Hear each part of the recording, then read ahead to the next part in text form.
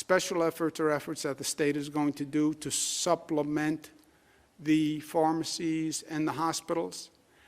The state's going to be establishing drive-throughs for public distribution. We're going to be using public facilities, convention centers, et cetera, field hospitals for distribution.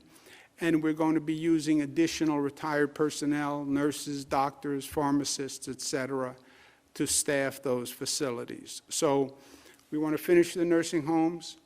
Hospitals are doing healthcare workers. Hospitals will then be doing members of the general public and essential workers. But the state will also be opening its own distribution effort to accelerate those vaccines. Part of the state's effort will be a special focus on poorer communities where they don't have those pharmacies, they don't have the hospitals, so-called healthcare deserts. And we'll be working with healthcare partners to have basically pop-up vaccination centers where we can transport equipment to a church, to a public housing authority, to a community center, and open up a vaccination center. This has been a priority for New York State. I have said personally that I think this is an issue that has not gotten enough attention or sense of urgency. COVID revealed many ugly things. One of the most ugly to me, blacks died at twice the rate of whites. Hispanic at 1.5 times the rate of whites. Higher infection rate, lower COVID testing rate, more comorbidities. That's not America. So to make the point about equality of distribution, I will receive my vaccine, and I want to receive a vaccine. I believe in the vaccine 100%, but I'm going to receive my vaccine when my age group is eligible and it's available in black and Hispanic and poor communities across the state through state efforts. The next groups that are open today for availability, who are now eligible to receive the vaccine, are all doctors, nurses, healthcare staff who come into contact with the public.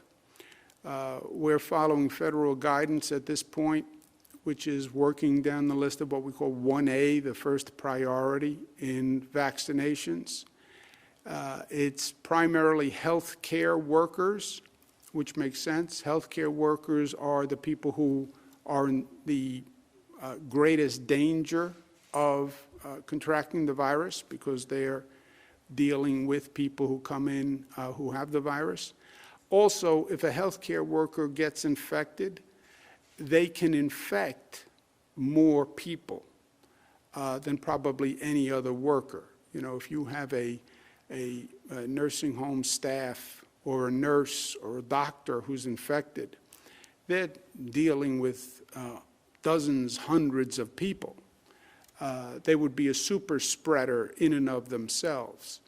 So we're making 1A, basically all healthcare workers are going to be eligible today, and that is the first priority. Also, these vaccines are a valuable commodity. I don't think we appreciate how valuable yet. You're going to have some people who don't want to receive the vaccine. I understand that. We're going to talk about that as we go through this. But you're going to have a lot of people who want the vaccine desperately. I would take the vaccine today. It could be a life-saving situation.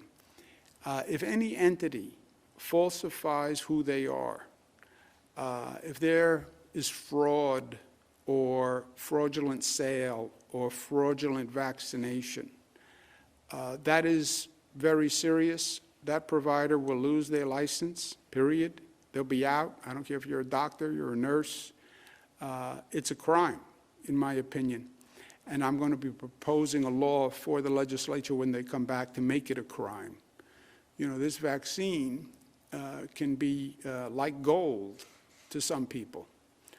And if there's any fraud in the distribution, you're letting people get ahead of other people or friends or family, or they're selling the vaccine, you'll lose a license. But I do believe it should be criminal, and I'm going to propose a law to that effect.